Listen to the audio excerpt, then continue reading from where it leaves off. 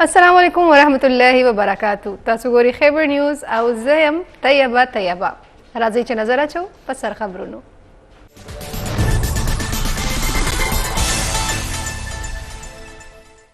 Ji, please read it. Argue as you please. چیف جسټس قاضي فاضي صاحب په باقاعده توګه خپل ذمہواري ترسره کول شروع کړي دي. چیف جسټس مشرۍ کې فول کوټ اجلاس شوی چې پکې څلور نکاتي ایجنډا باندې غور شوی دی. اجلاس دوران پریکټس اینڈ پروسیجر کې سماعت په سرکاري ټي وي براه راست نشر کولو باندې اتفاق شوی.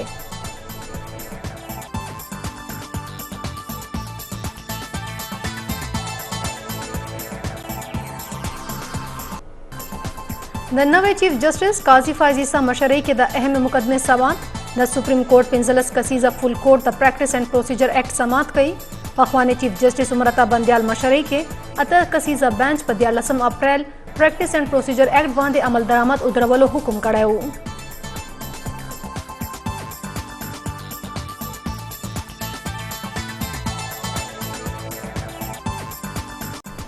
چیف جسټس قاضي فاضي صاحب په وړومبۍ ورځ بغیر د سب پروتوکول نه خپل ذاتي ګاډي کې عدالت ته راغلی.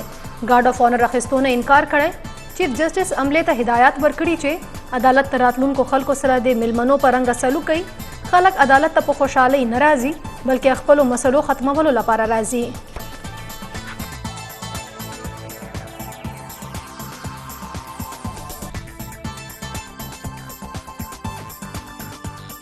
پی ټی آئی صدر چودھری پرویز الہی عدالتی حکم باوجود د نه رها کولو معامله لاهور های کورټ د آئی جی اسلام آباد ناقابل ضمانت گرفتاری وارنٹ جاری کړي. عدم پیشۍ له وجې عدالت د اټک جیل سپرنټنډنټ قابل ضمانت گرفتاری وارنٹ هم جاری کړي دي.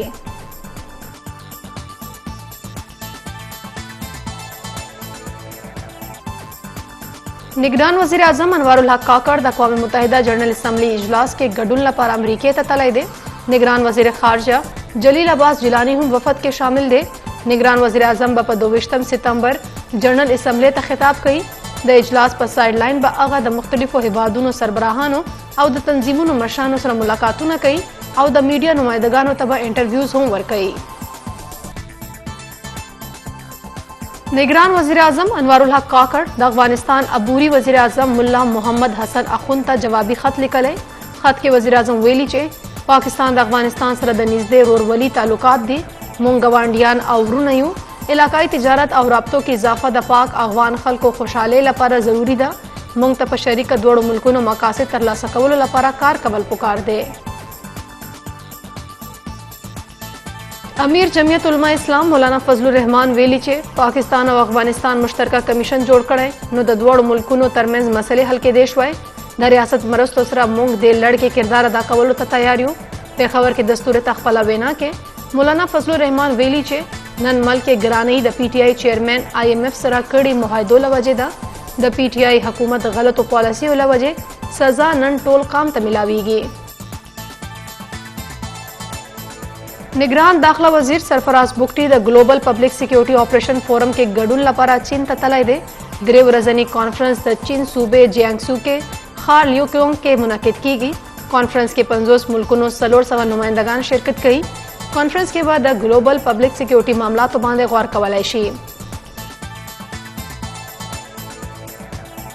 پخوانی داخله وزیر شیخ رشید گرفتاری خلاف لاهور های کورټ پنډای بینچ کې درخواست دایر شوی.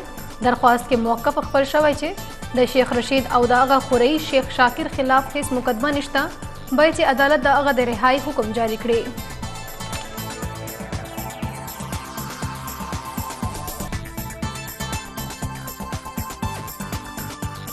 د اسلام آباد مارګلا غر ټریل 5 کې لاسي بمونه او وسلې نه ډک بیگ ملاو شوی دی.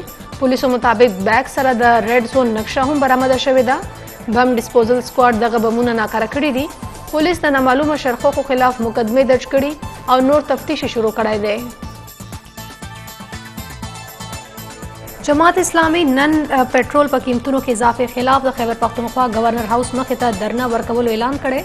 جماعت اسلامي صوبائی امیر پروفیسر ابراهیم په بنو کې خیبر نیوز سره خبرو کې ویلي چې ګرانۍ خلاف ته احتجاج دویمه مرحله په خبر نه شروع کیږي. درنه کې به د صوبې ګڼ شمېر خلک ګډون کوي. خبر کې د اوږدې سوکړې نه پس د باران سلسله شروع شوې. زیات باران ورېدو له وجې د ښار مختلفو سیمو کې بجلی غایبه شوې. नालई बंदेदोला वजह बारानी ओबा په سړکونو ولاړې دي او خلکو ته تګ راتګ کې مشکلات رامخې ته شوي دي.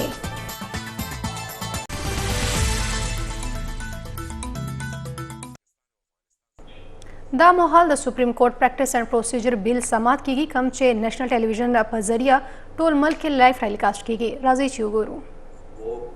Jurisdiction to invoke jurisdiction of this court under Article 183, and it says where a bench, 3-member bench, 2-member bench, but a bench comes to the conclusion that there is a matter of public importance affecting fundamental rights, they may recommend to the Honorable Chief Justice that a bench be constituted, and the Honorable Chief Justice, after seeing the reasons that the bench has assigned for recommending, he may or may not, but at least he would record reasons why he thinks he disagrees with the recommendations, or thereafter he can proceed, and so there is a judicial pronouncement on that already in place. In fact, Ajay sir, I'm sorry, since may I say, Honorable Chief Justice has said that we can only ask questions and not for you to respond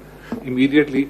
So let me, with all due respect, ask a supplemental to what the supplemental put to you by my learned brother, colleague Justice Atar Minallah. It seems to me that the power to constitute a bench, which is the subject matter of Section 2, constituting a bench does not block the exercise of judicial power. It simply determines which is the bench that is to exercise judicial power. yeah. But my question to you is that Section 3 seems to go beyond that. Section 3 is separate from Section 2. It actually blocks, it confers on the 3-member committee exercising administrative powers to actually block the exercise of judicial powers. It's not a question of constitution of benches. They can say, sorry, out, nothing further, matter ends. The question is this, so this is not a question of composition of benches, that is power universally on them in terms of Section 2. The question here, it seems to me, is the very blocking of the judicial power itself. Can Parliament do that? Question is maybe noted. And you don't have to answer. No, I'm not Please answering. carry on. I'm not answering. The Honorable Chief Justice said you carry on with your submissions. Just note the question. This thing, I may add one thing to it. It also deprives me of my right, which they have said that they are passing this thing under Article 10A of the Constitution. Here, if Section 3 is there, I am being condemned. I am not being heard. Who is the that? party is not being Please, heard. Who is when you're using the word I? Who is the I here? Litigant. The litigant. Because एक सेकंड जरा तहम्मुल the litigant, that leads me to another question.